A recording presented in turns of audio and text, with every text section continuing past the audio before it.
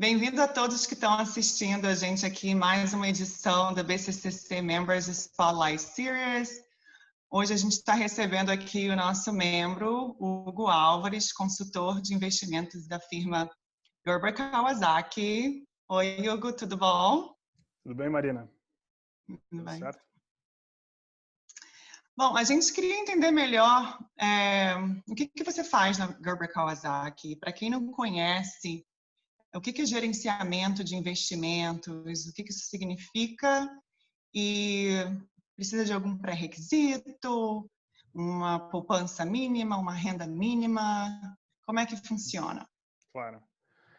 Antes de começar, queria agradecer que está aqui. É um prazer estar ajudando a Câmara, trazendo um pouco de finanças, que é a área que eu gosto tanto, para a comunidade brasileira em Los Angeles e na Califórnia. E aí eu tenho que fazer um pequeno disclaimer antes de falar qualquer coisa, por ser um investment advisor. Tudo que eu falar aqui, por favor, não tomem como investment advice, tá? Se parecer que foi um aconselhamento, uma recomendação, não foi. E, por fim, sempre vai atrás do seu próprio financial advisor, também se tiver alguma dúvida, eu estou disposto a responder. Mas recomendações só podem ser feitas individualmente. Então, dito isso, só lembrar, todo investimento é passível de risco. E aí, agora sim, a gente pode começar. Desculpa essa parte chata aí, que é uma área bastante regulada. Basicamente, então, eu trabalho numa empresa de wealth management. A gente faz um planejamento financeiro dos clientes. E aí, o que isso significa? Significa que eu sento com os clientes, eu conheço eles e eu primeiro tento compreender muito bem qual que é a situação deles financeiramente, onde que eles estão, e aí entender onde que eles querem chegar, quais são os objetivos financeiros dele. O objetivo financeiro é qualquer coisa, qualquer plano que você tenha que envolva dinheiro. Então pode ser comprar uma casa, pode ser mandar os filhos para a faculdade, pode ser se aposentar, enfim, qualquer coisa.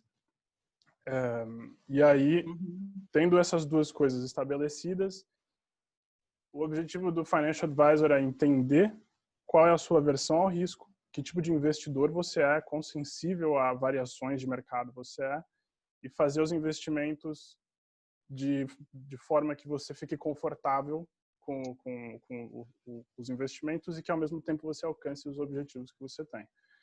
Então, a minha rotina é bastante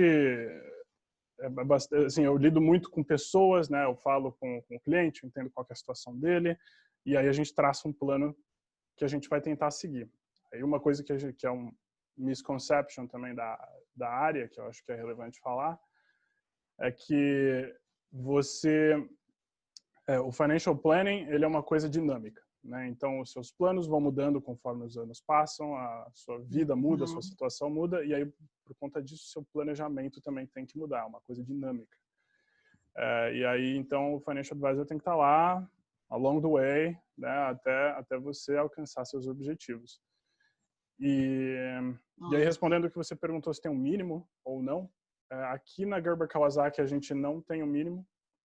É um dos motivos que eu gosto de trabalhar aqui, para falar bem a verdade. A gente tem essa filosofia de que financial planning é uma coisa que é necessária, é importante para todo mundo, não só para os ricos, só para as famílias super wealthy. Então, por isso a gente criou até um plano focado nesse público, que não tem mínimo para investir, chama Wealth Building, e que o objetivo, obviamente, é fazer com que o cliente cresça junto com a gente e, eventualmente, vire um cliente de wealth management, né? Que seria de alta renda, enfim. Mas é principalmente legal. isso. Muito legal.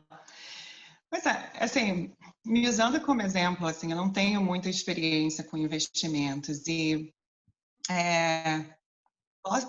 podemos dizer que isso é uma regra geral para os brasileiros, que o brasileiro não tem muito costume de investir, e por quê? Sim, infelizmente sim. Assim, não é você, o brasileiro, ele investe muito pouco. especialmente no mercado acionário, mas tem diversos motivos para isso, né? E acho que, assim, para ilustrar, primeiro, o quão pequeno é, enquanto nos Estados Unidos mais da metade da população americana tem, acho que é perto de 55% da população americana tem ações de alguma forma, seja por plano de aposentadoria, né, o 401k da empresa, ou seja por contas pessoais, no Brasil é menos de 1% da população. E olha que esse número cresceu muito, né, melhorou muito nos últimos anos. Em 2019, esse número, a quantidade duplicou. Só que foi de tipo 0,35% da população para 0,7% da população. Ainda é muito pouquinho. E aí, por quê? Né? Por que que isso acontece? Acho que é bom, é útil aqui a gente lembrar o que é o Brasil.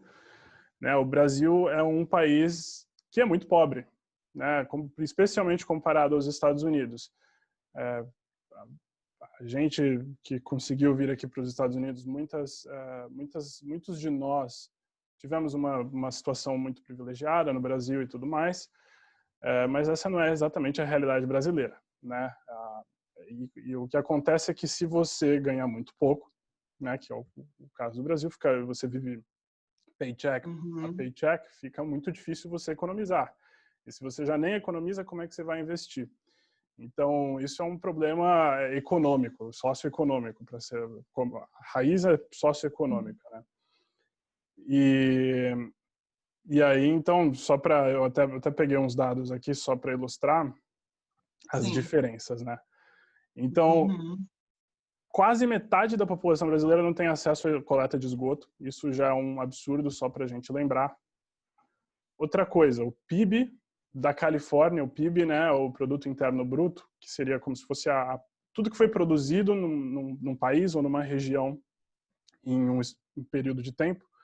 O PIB da Califórnia é basicamente o dobro do PIB do Brasil inteiro, sendo que a Califórnia tem 1/5 da população, menos de 1/5 da população que o Brasil tem. Né? E aí, então, como que a gente explica essa disparidade? Como a gente explica isso tudo? Aí tem milhares de coisas, né? Tem um histórico inflacionário brasileiro, tem política super instável, tem a baixa produtividade, instituições que são fracas, pode ser insegurança jurídica, por exemplo. Tudo isso vai contar para que o país seja muito difícil que as pessoas poupem e, portanto, invistam, especialmente no mercado financeiro. E aí o que acontece? A taxa de juros vai ser alta por conta de todos esses fatores. Quando a taxa de juros é muito alta, você tem menos incentivos a investir no mercado financeiro. Desculpa, no mercado financeiro não, no mercado de ações. Né, se você consegue, prestando dinheiro para o governo, ter um retorno de 8% ao ano, por que você tomaria risco e compraria ações de uma empresa que sabe Deus o que vai acontecer com a empresa? Né? Então, isso também acaba afastando o investidor brasileiro do mercado de ações. Mas, de novo, é uma coisa que tem mudado, especialmente agora. Tudo bem que tem por causa da pandemia e do coronavírus, mas a taxa de juros no Brasil está super baixa. Do ponto de vista histórico, e isso certamente vai influenciar o mercado acionário, pelo menos no curto prazo. No curto prazo. Mas então você não está sozinha. Brasileiro não costuma investir mesmo em ação. Faz parte, quase cultural. Eu acho que a sua explicação, a sua resposta me leva à minha próxima pergunta, que acho que talvez por esses motivos o brasileiro considere o investimento algo arriscado, muito arriscado, né? E por isso talvez não invista. Então acho que eu vou combinar minhas duas próximas perguntas. Então, o que você pode dizer para quem está nos ouvindo aqui hoje, os brasileiros que estão nos ouvindo aqui hoje, seja no Brasil, seja aqui na Califórnia, o que você pode dizer para eles para trazer um pouco mais de confiança, para que possamos investir mais? Assim, principalmente para os que estão aqui na Califórnia, lembrar que eles estão na Califórnia, que eles têm acesso ao mercado financeiro americano, né? Não é o mercado brasileiro. O investidor brasileiro tem medo porque ele, de fato, ele é um mercado arriscado, né? Um mercado bastante volátil se você for investir em ações. Se você for investir em renda fixa, aí é mais tranquilo, costuma ter retornos mais altos, mas do ponto de vista de quem vive aqui nos Estados Unidos, não tem muito motivo para que você querer investir nos dois mercados ao mesmo tempo, a não ser que você tenha, né, uma vida que você continua seguindo lá no Brasil. Enfim, cada caso é um caso, né? Coisa do disclaimer. Mas para dar mais confiança... Da questão da confiança do investidor brasileiro que mora nos Estados Unidos e gostaria de investir, mudar essa concepção, essa ideia de que, mesmo estando nos Estados Unidos, continua sendo um investimento de risco muito alto e de uma insegurança. Então, assim, como é que a gente pode, que você pode nos dizer aí para talvez trazer uma confiança maior para a comunidade brasileira aqui nos Estados Unidos? Certo. O mercado acionário, a gente tem que ter em mente que ele é para o longo prazo. Você não, né, isso é uma coisa que eu escuto muito, a gente que quer enriquecer com o mercado financeiro do dia para a noite, que é assim, sabe, nunca investiu, não tem quase nada de poupança e quer começar a comprar e vender ações de um dia para o outro e aí acha que vai ficar rico. E não é. O mercado de ações, ele tem bastante risco, mas nada bate ele no longo prazo quando você está se planejando para aposentadoria, por exemplo. Quando a gente está falando de 10 anos, de 30 anos, se você tem, né, se você está planejando para aposentadoria, é um horizonte bem grande.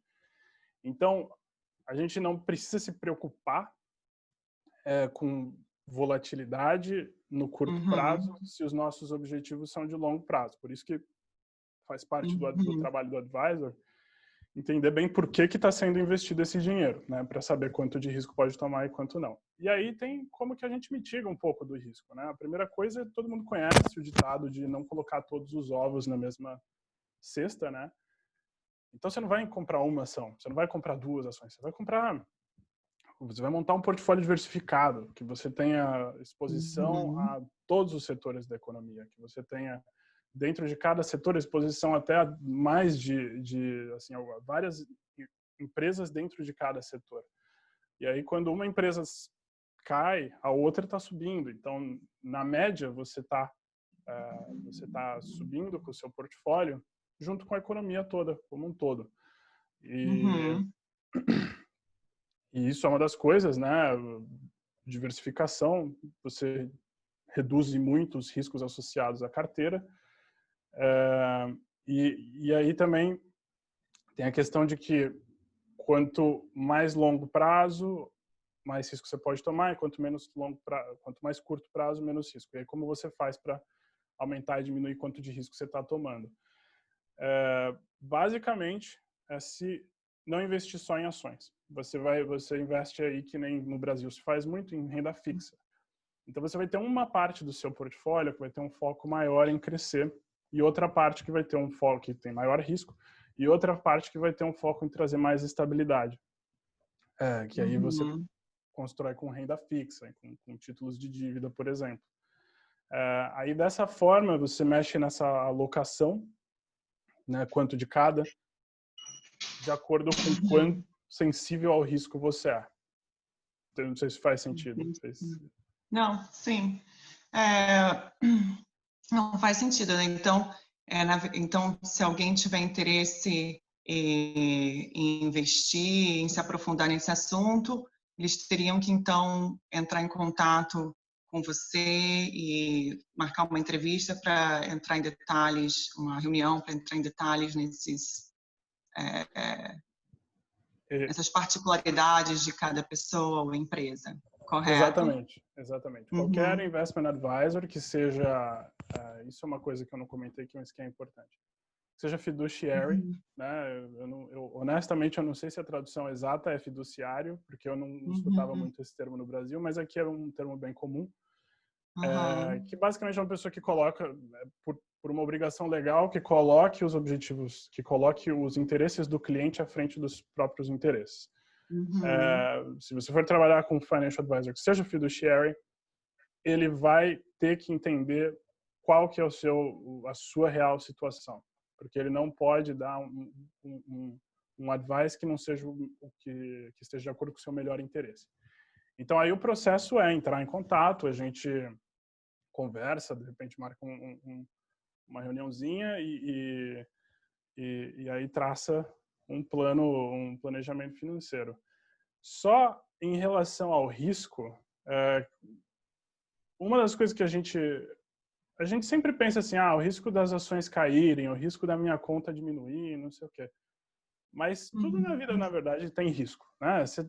Poxa, e o risco de você chegar numa idade mais avançada e não ter nenhuma economia, entendeu? E o risco de você ter visto seu salário ser corroído pela inflação e não ter acontecido nada, não ter feito nada em relação a isso. Ou o risco de você ter sido sempre um sonho seu, ter sua casa própria e, puxa, nunca ter sentado para ver qual que é o plano para você fazer isso e aí nunca chega a hora de você ter dinheiro suficiente para aquela casa própria. Isso são todos riscos da vida, né? E a gente tem que pensar, eu acho que em risco de uma maneira mais holística, vamos dizer assim, que é incluindo o risco de você não alcançar seus objetivos porque você não quis tomar o risco do lado financeiro. Enfim, mais uma vez, sempre vai ter formas de mitigar risco. O custo de mitigar risco costuma ser redução de retorno, né? Coisa do quem não arrisca não petisca, não tem risco, não tem retorno. E aí eu acho que isso é um ponto importante também para todo mundo ter em mente. Você tem seus objetivos, você quer alcançar, como é que faz? Se você não seguir um plano, você tem o risco de não alcançar. Mas também a gente está falando de arriscar com pessoas que entendem o mercado e são especialistas, né? É diferente de simplesmente se arriscar. Trabalhar com profissionais, essa é a questão. Você sabe o que a pessoa vai estar fazendo. O profissional vai saber montar uma carteira para você e vai saber qualificar o seu perfil de sensibilidade ao risco de uma maneira menos viesada, porque a gente tem muita dificuldade em saber quanto risco a gente consegue tomar por nós mesmos, né?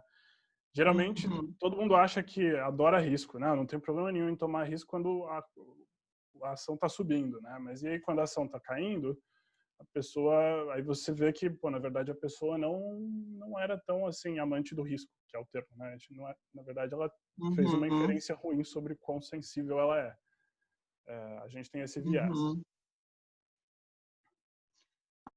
Então, você podia explicar um pouquinho melhor para a gente as opções de investimento para fundo de aposentadoria, como as pessoas podem se preparar para isso, e as diferenças também nos tempos, né, dos investimentos, se alguém fundo de aposentadoria, ou então qual seria um exemplo de um investimento também mais a curto prazo? Certo.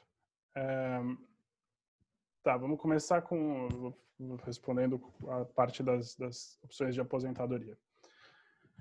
Nos Estados Unidos, o governo basicamente criou diversas contas com regras específicas que vão trazer benefícios fiscais para você, desde que você esteja economizando para a sua aposentadoria.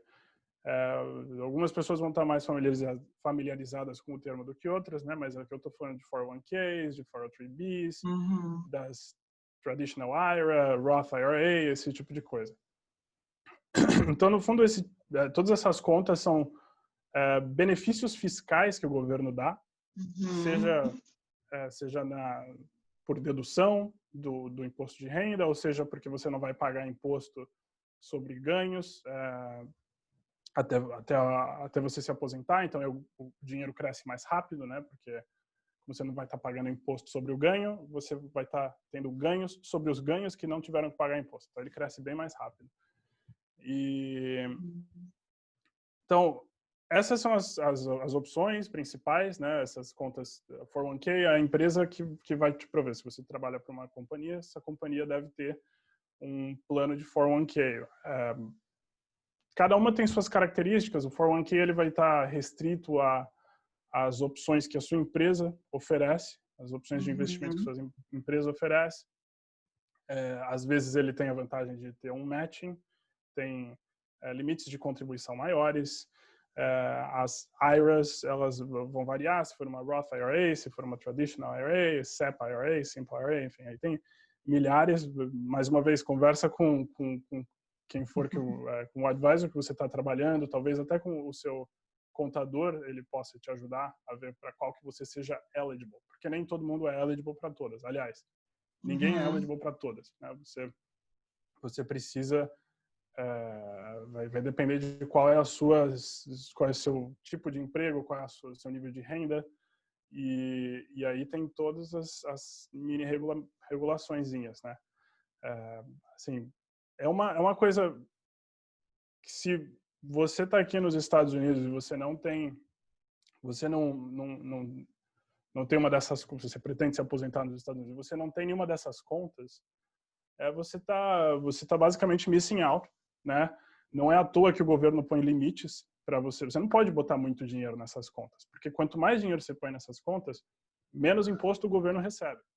Então, fica aí, né? Se o governo não quer que você coloque muito dinheiro nessas contas, é porque elas são boas opções do ponto de vista fiscal. E essa é a ideia mesmo. A ideia é que seja um incentivo para a pessoa deixar o dinheiro lá por muito tempo,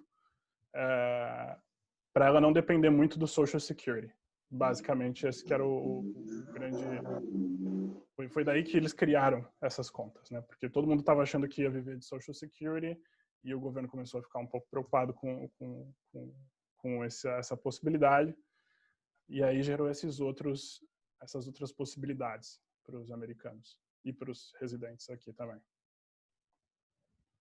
Aqui nos Estados Unidos, acho que todo mundo tem que ter um 401k, um plano de aposentadoria, porque, como você falou, não dá para viver de Social Security. Então, acho que isso é importantíssimo.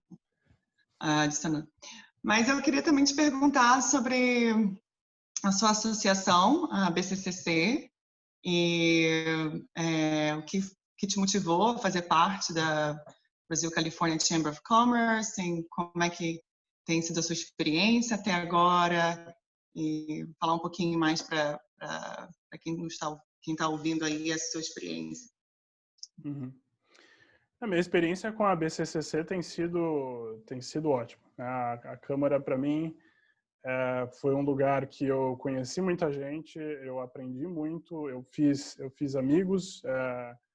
Então, é um ambiente muito, assim, realmente funciona para o que se propõe a fazer. Eu vi muita gente se conectar, muitas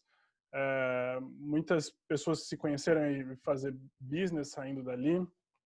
E tem uma função também, que aí é onde que eu acho que pegou mais assim para mim, que quando a gente vem para um país diferente, quando você cresce num país, né, nasci e cresci no Brasil, você meio que entende como tudo funciona mais ou menos, né? Você cresceu ouvindo, sei lá, previdência, tem plano de previdência privado, alíquota do imposto de renda, sei lá, como funciona o mercado de entretenimento em São Paulo, porque você conhece alguém. Quando você vem para um país diferente, meio que você só sabe aquilo que você se especializa. Esse é meio que o meu caso. Eu vim para os Estados Unidos, eu entendia de economia, bastante de economia brasileira.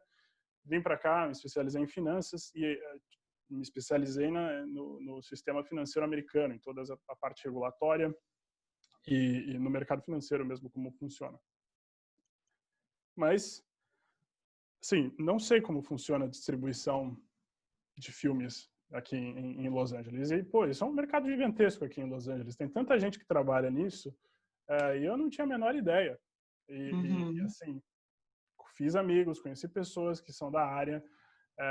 Eu fui em eventos que a Câmara promoveu na área de entretenimento, aprendi sobre isso, aprendi sobre como funciona a lei aqui nos Estados Unidos, porque eu tenho amigos advogados aqui.